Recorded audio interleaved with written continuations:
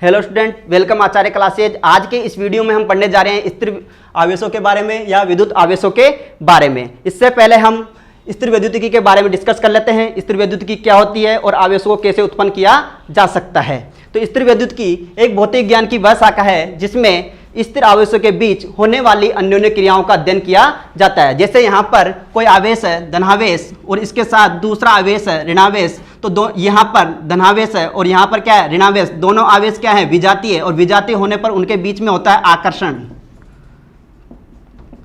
और दूसरा आवेश है यहाँ पर ऋणावेश और यहाँ पर भी क्या है ऋणावेश। दोनों आवेश कौन से हैं? ऋणावेश और ऋणावेश दोनों कौन से हो गए? सजातीय। सजातीय होने पर उनके बीच में क्या होगा? प्रतिकर्षण।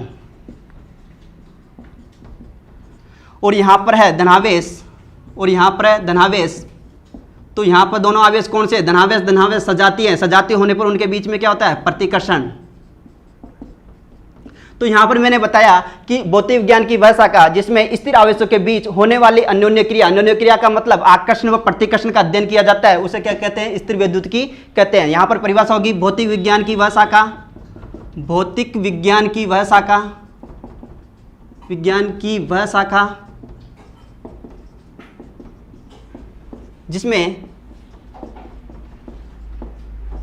स्थिर आवेशों के बीच होने वाली अन्योन्य क्रिया ब्रैकेट में आकर्षण व प्रतिकर्षण का अध्ययन किया जाता है। अध्ययन किया जाता है उसे हम स्थिर वैद्युतिकी कहते हैं। जैसे अपने धनावेश और ऋणावेश दोनों कौन से हैं? विजातीय। विजातीय होने पर उनके बीच में होता है आकर्षण। और यहाँ पर भी ऋणावेश और यहाँ पर क्या कौन सा है? ऋणावेश। दोनों कौन से? सजातीय। सजातीय होने पर उनके बीच में होता है प्रतिकर्षण। यहाँ पर भी धनावेश और यहाँ पर भी कौन सा है? धनावेश। और दोनों कौन से हैं? सजातीय। सजातीय होने पर उनके बीच में होता है प्रतिकर्षण। इस तरह से स्थिर वैद्युतिकी जिसमें स्थिर आवेशों के बीच होने वाले अन्योन्य क्रियाओं का अध्ययन किया जाता है उसे कहते हैं अपन स्थिर वैद्युतिकी। अब अपने यहाँ पर पढ़ेंगे आवेशों के बारे में। आवेश क्या होते हैं, आवेश को कैसे उत्पन्न किया जा सकता है, आवेश को उत्पन्न होने की विधियां, इसके बारे में थोड़ा सा डिस्कस कर लेते हैं अपन।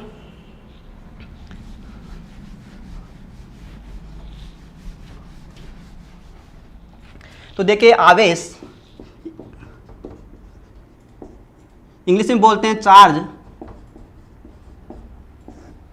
तो देखो आवेश एक अदिश राशि है।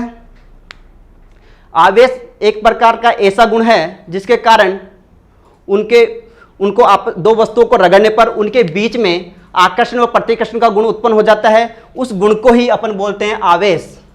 या आवेश के प्रभाव के कारण विद्युत धारा उत्पन्न होती है तो उसे भी अपन आवेश कहते हैं। तो देखो आवेश की परिभाषा अगर बोलते हैं तो वह गुण किसी वस्तु का वह गुण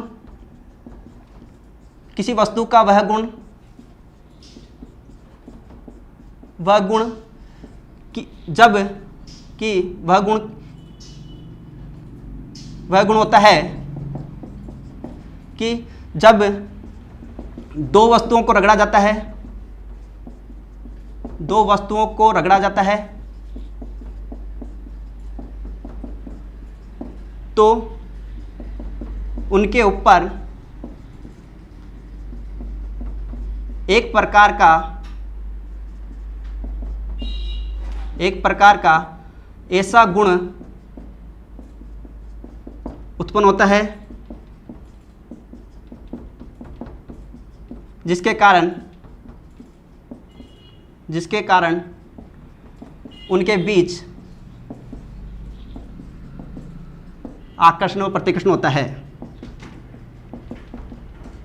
आकर्षण व प्रतिकर्षण होता है। जैसे अपन कांच की छड़ लेते हैं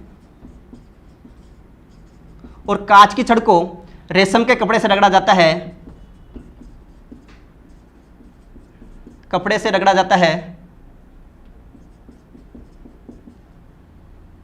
रेशम का कपड़ा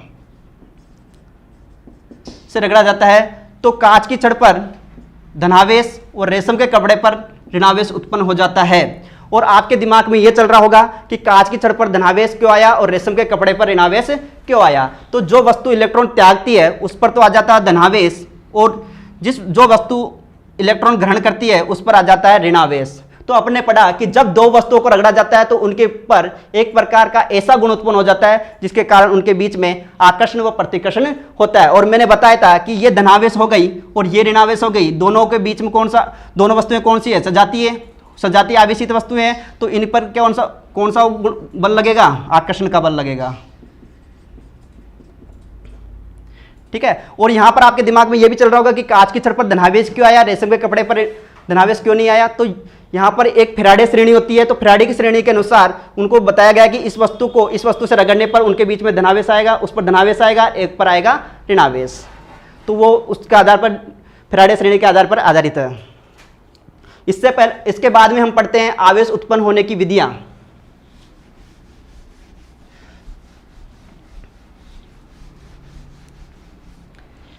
तो आवेश उत्पन्न होने की विधियां।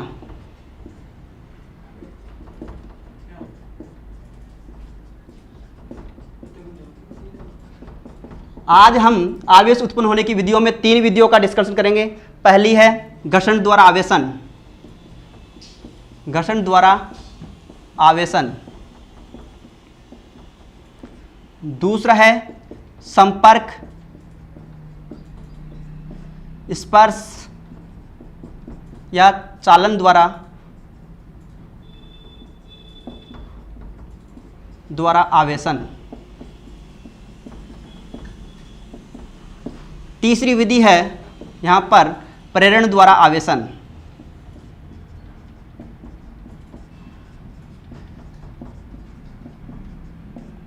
तो यहां पर अपन पहले घर्षण द्वारा आवेशन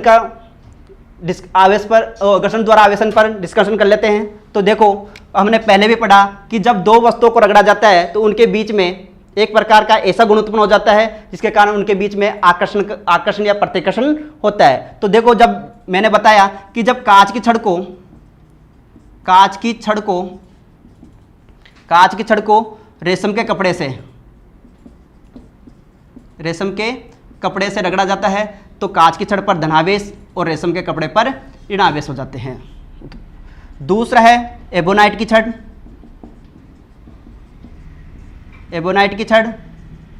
एबोनाइट एक प्रकार का पदार्थ है।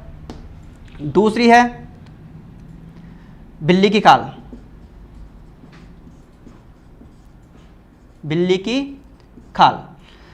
जब एबोनाइट की छड़ को बिल्ली की खाल से रगड़ा जाता है तो एबोनाइट की छड़ पर ऋणावेश और बिल्ली की खाल पर धनावेश हो जाता है। इसका मतलब एबोनाइट की छड़ ने यहाँ पर इलेक्ट्रॉन ग्रहण किया है और बिल्ली की खाल ने इलेक्ट्रॉनों को त्यागा है, इसलिए इस पर क्या आया, धनावेश।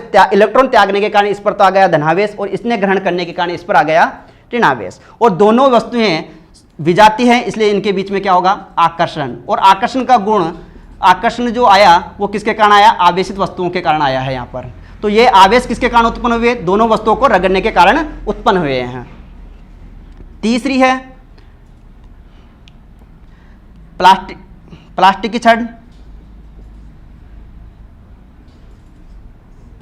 की छड़ व ऊनी कपड़ा।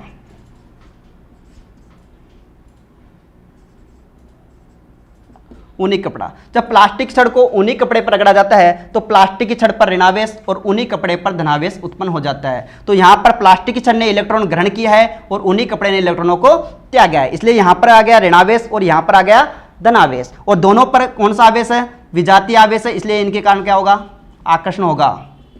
तो इस तरह से अपन घर्षण द्वारा आवेशन उत्पन्न होने की विधि कंप्लीट होती है। दूसरी पढ़ते हैं हम संपर्क या स्पर्श या चालन द्वारा आवेशन।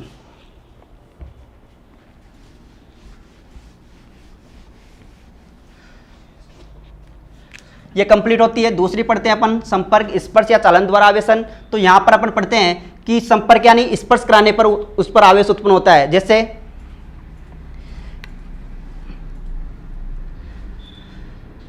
एक अचालक गोला है, अनावेशित वस्तु है, गोला है,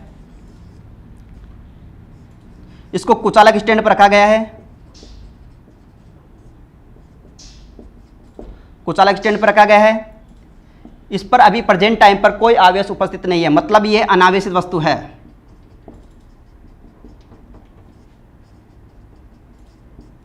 अनावेशित वस्तु है। दूसरा गोला है बी, इसको भी कुचालक स्टैंड पर रखा गया है। यहां पर इसको मान लिया आवेशित, इसको अनावेशित मान लिया और इसको मान लिया आवेशित, इस पर धनावेश उपस्थित है। दोनों के बीच, दोनों आपस में संपर्क में नहीं है। तो पहली स्टेप ए, दूसरी स्टेप में बी में दोनों इस अनावेशित वस्तु को इस आवेशित वस्तु के संपर्क में लाया जाता है। तो ये से ए गोला, दूसरा है बी गोला। बी गोले पर आवेश था, लेकिन यहां पर ए गोला अनावेशित था, लेकिन इसको संपर्क कराने पर इस पर भी आवेश उत्पन्न हो जाता है। लेकिन इस पर जब इस पर धनावेश था तो इस पर भी क्या आएगा, धनावेश ही आएगा। और इस पर जैसे यहां पर 3 आवेश था तो यहां पर या 4 आवेश था ये मान लो, तो यहां पर जब इसको संपर्क कराएंगे तो आधे आधे डिवाइड हो जाते हैं। यहां पर भी 2 रहेगा और यहां पर भी 2 आवेश उपस्थित हो जाएगा, मतलब बराबर डिवाइड होगा। सी स्टेप में यहां पर जब दोनों गोलों को अलग अलग कर दिया जाता है, जैसे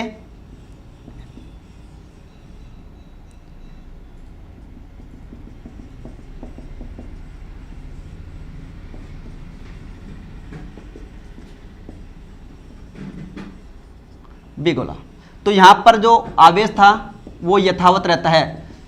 तो दोनों को अलग करने पर भी वो आवेश है, दोनों वस्तुओं पर क्या रहते हैं, यथावत रहते हैं। यहां पर कोई संपर्क नहीं है। अब इस बार यहां पर पहले टच में संपर्क कराया गया था और संपर्क हटाने पर भी वो आवेश क्या रहते हैं, यथावत रहते हैं। तो इससे क्या सिद्ध होता है कि संपर्क या स्पर्श द्वारा, चालन द्वारा आवेश कौन सा उत्पन्न होता है, धनावेश उत्पन्न होता है, जब धनावेश वस्तु को धनावेश के संपर्क में लाया जाता है, बोले अनावेश वस्तु को धनावेश वस्तु के संपर्क में लाया जाता है। तो यहां पर परिभाषा क्या बनेगी कि जब अनावेश वस्तु को धनावेश वस्तु या आवेशित वस्तु के संपर्क में लाया जाता है तो उस पर समान प्रकृति का आवेश उत्पन्न हो जाता है। इस विधि को ही अपन क्या कहेंगे, संपर्क या स्पर्श चालन द्वारा आवेशन कहेंगे। इसकी परिभाषा होती है कि जब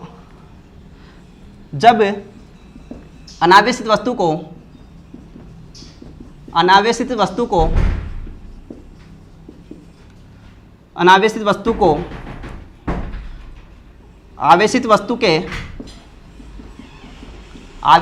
के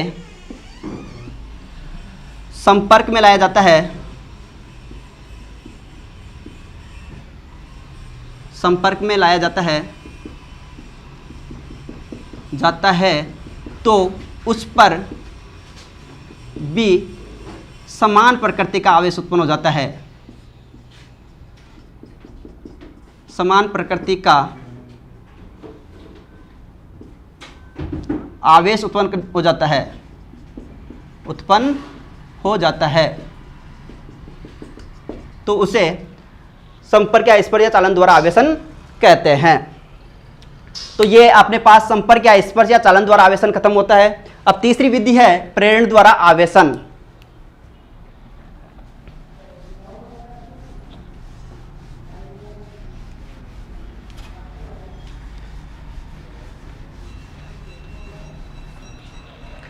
प्रेरण द्वारा आवेशन तीसरी विधि है आवेश उत्पन्न होने की, प्रेरण द्वारा आवेशन।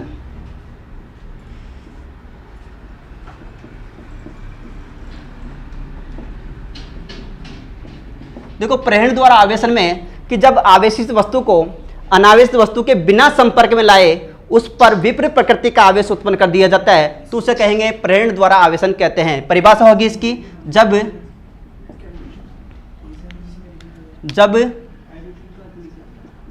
अनावेशित वस्तु को आवेशित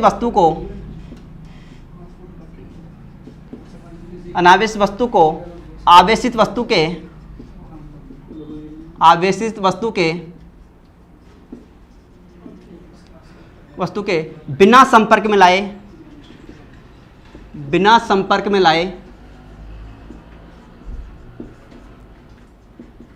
लाए उस पर विपरीत प्रकृति का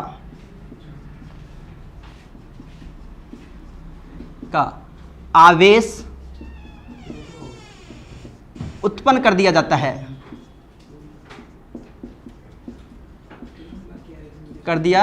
जाता है तो उसे प्रेरण द्वारा आवेशन कहते हैं।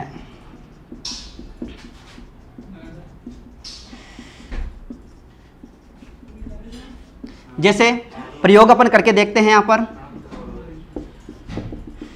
प्रयोग कि यहां पर दिया गया है कि अनावेशित वस्तु को अब की बार आवेशित वस्तु के संपर्क में नहीं लाना है और उस पर विपरीत प्रकार का आवेश उत्पन्न कर दिया जाता है। जैसे धनावेश वस्तु को अनावेश वस्तु के संपर्क में नहीं लाते, उस पर ऋणावेश उत्पन्न कर दिया जाता है।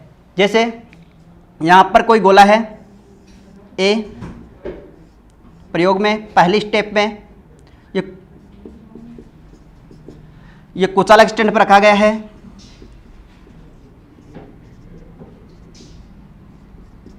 अभी यह अनावेशित है,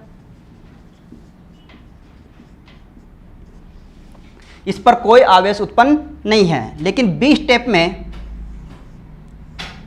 स्मॉल बी स्टेप में इस एक गोले के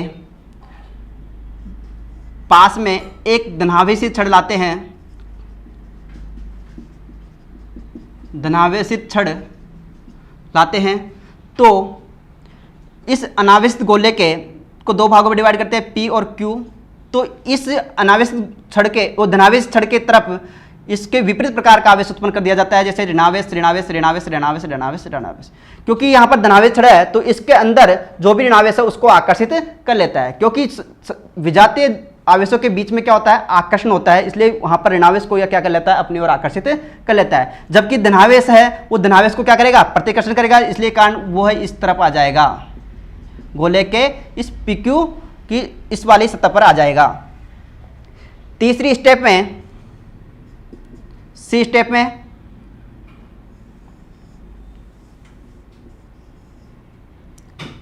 इस एक गोले को यहां पर है धनावेश, यहां पर है ऋणावेश, यहां पर है ऋणावेश, यहां पर है धनावेश, PQ भाग था और यहां पर कौन सी छड़ थी, धनावेशी छड़ थी। तो जब इसको ग्राउंडिंग कर दिया जाता है, मतलब भूसंपर्कित कर दिया जाता है, भूसंपर्कित करने पर ये पूरे के पूरे धनावेश है वो यहाँ से क्या हो जाते हैं, नष्ट हो जाते हैं। मतलब यहाँ पर कौन सा भाग जाता है, उदासीन भाग आ जाता है। क्योंकि जो इलेक्ट्रॉन है वो क्या करेंगे, इस PQ की इस सतह पर प्रवाहित होंगे, इसके कारण वो धनावेश है वहाँ से नष्ट हो जाते हैं। और डी स्टेप में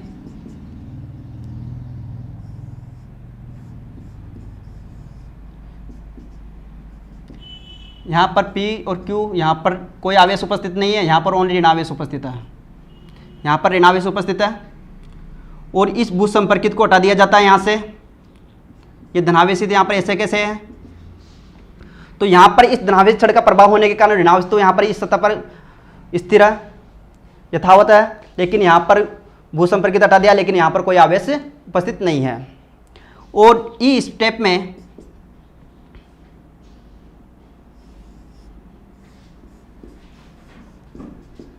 इस धनावेश छड़ को भी हटा देने पर ये ऋणावेश इस गोले पर पूरे सतह पर फैल जाते हैं।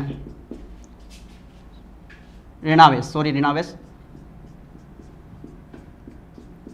इस सतह पर फैल जाते हैं। तो परिभाषा यहाँ पर बनती है कि जब अनावेशित वस्तु के, मतलब यहाँ पर अनावेशित वस्तु थी, उसके आवेशित वस्तु के संपर्क में लाए बिना, यहाँ पर कोई संपर्क नहीं कराया गया है और उस पर कौन सी प्रकृति का आवेश उत्पन्न किया है, विपरीत प्रकृति का। धनावेश छड़ लाए थे तो वहाँ पर कौन सा उत्पन्न हुआ है, ऋणावेश उत्पन्न हुआ है। इसलिए यहाँ पर परिभाषा क्या होगी, जब अनावेशित वस्तु को आवेशित वस्तु के बिना संपर्क में लाए उस पर विपरीत प्रकृति का आवेश उत्पन्न कर दिया जाता है तो उसे प्रेरण द्वारा आवेशन कहते हैं। ये वीडियो आपको अच्छा लगे तो यहाँ पर लाइक करें, सब्सक्राइब करें। थैंक यू, धन्यवाद।